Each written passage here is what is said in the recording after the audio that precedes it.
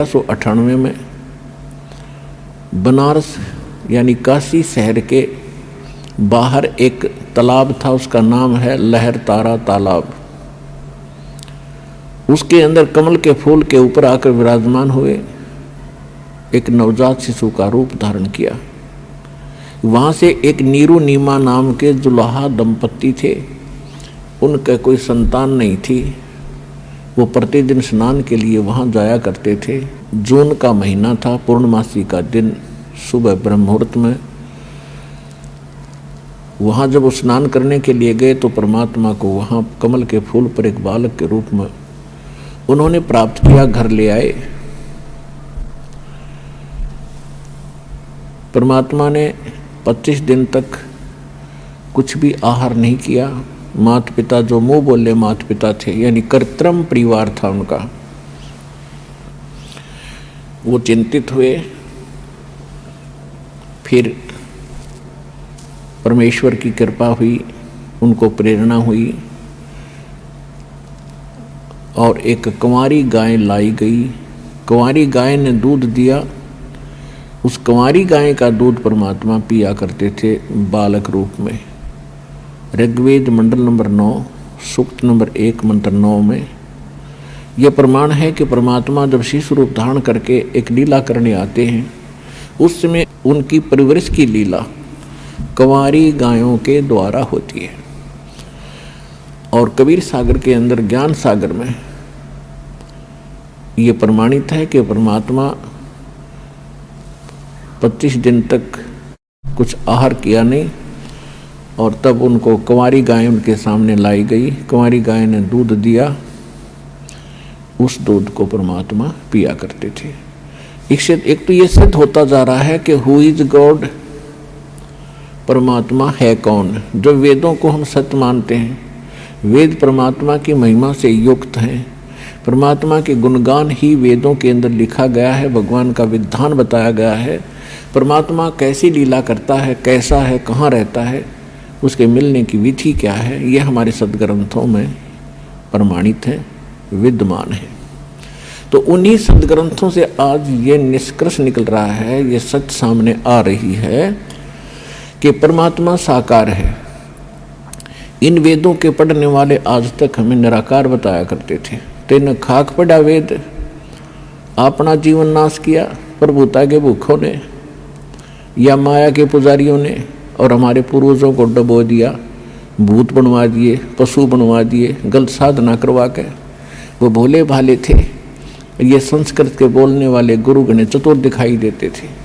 उन्होंने सोच लिया था कि बड़े विद्वान हैं, संस्कृत भाषा बहुत जानते हैं, सदग्रंथों को ठीक से जाना होगा, समझा होगा, लेकिन उनको कै ख भी पता नहीं था उन हमारे धर्म गुरुओं को, हमारे सदग्रंथों का, और ना उनका कोई अपना अनुभव था, जिस कारण से इन्होंने सारा ज्ञान उलट बता दिया।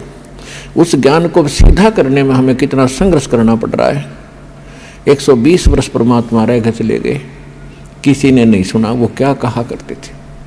वो 600 वर्ष पहले बताया करते थे कि 3 देव की जो करते भक्ति, उनकी कदे ना हो वह मुक्ति।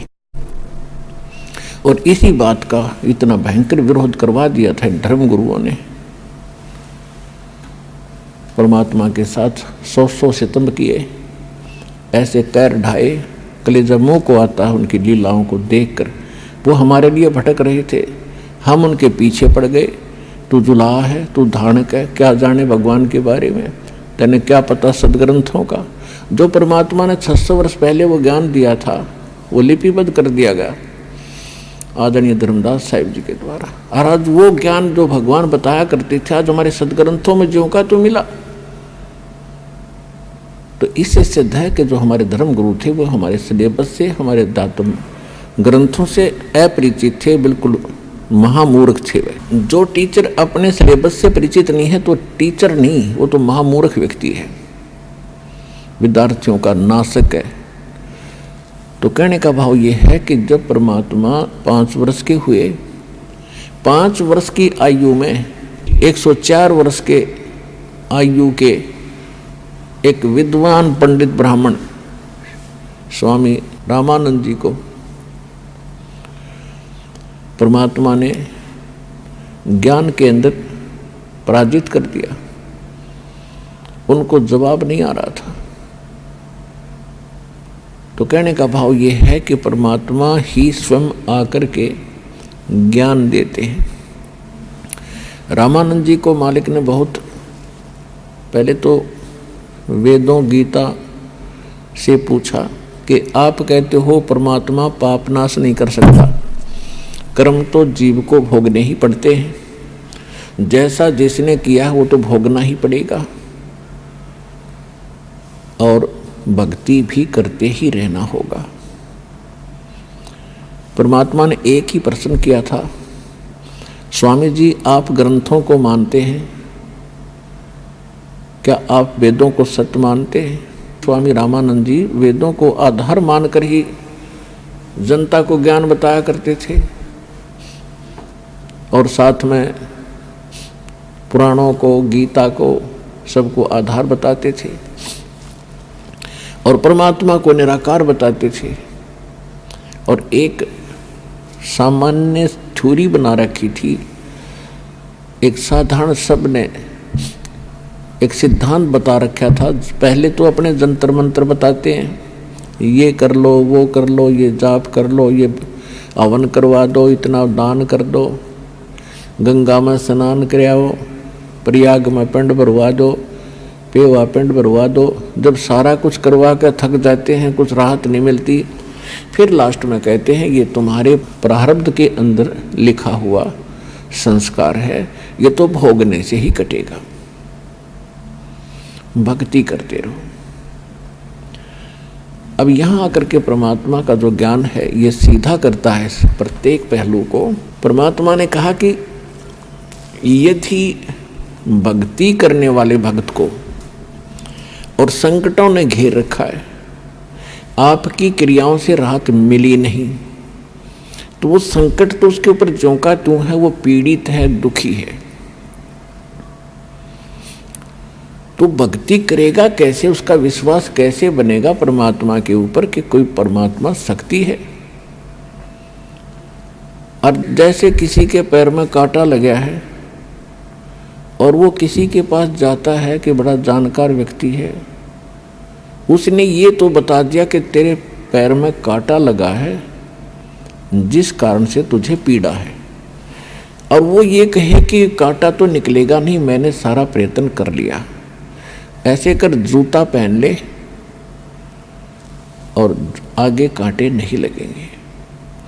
तो कांटा लगे पैर में, जूता पहना नहीं जा सकता। कांटा निकले और फिर उसको सलाह दी जाए कि जूता मत निकाल देना, ये पहने रखना, तो वो पूरे सफर में जूता नहीं निकाल लेगा, क्योंकि वो कष्ट का अनुभव कर चुका है जूते के अभाव से कितनी हानि होती है।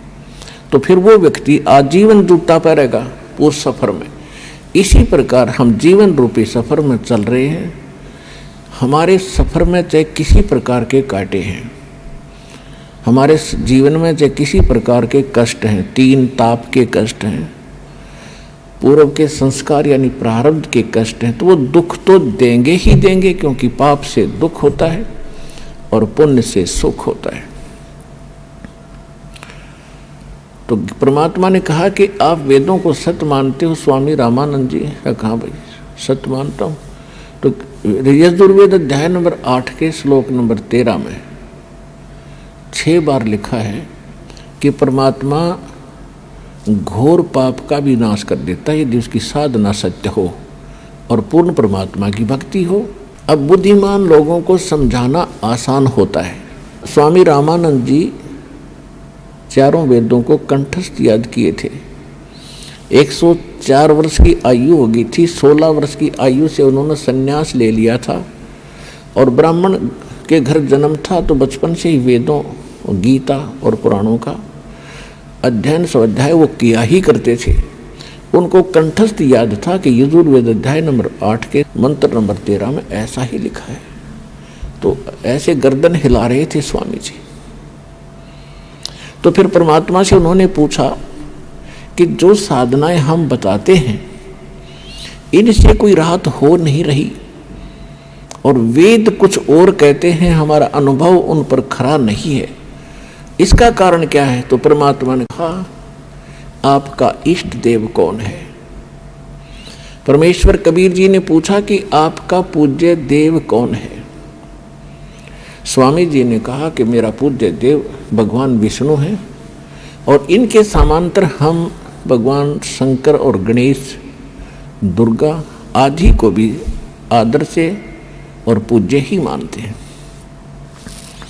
लेकिन मैं वैष्णव साधु हूँ, वैष्णव पंथ से जुड़ा हूँ, मेरा इष्ट विष्णु जी है। विष्णु जी सतगुण है। परमात्मा ने पूछा, हाँ सतगुण कहो और चाहे विष्णु जी कहो, एक ही है, ठीक है। तो परमात्मा ने कहा, आप विष्णु जी, ब्रह्मा जी, शिव जी को क्या मानते हो? स्वामी जी ने कहा कि ब्रह्मा जी की जन्म मृत्यु होता है, इनकी आयु 100 वर्ष की है, ये फिर पुनः जन्म ले लेते हैं, तुरंत उसी रूप में आ जाते, जैसा उनको अज्ञान पढ़ा रखा था, सुन रखा था।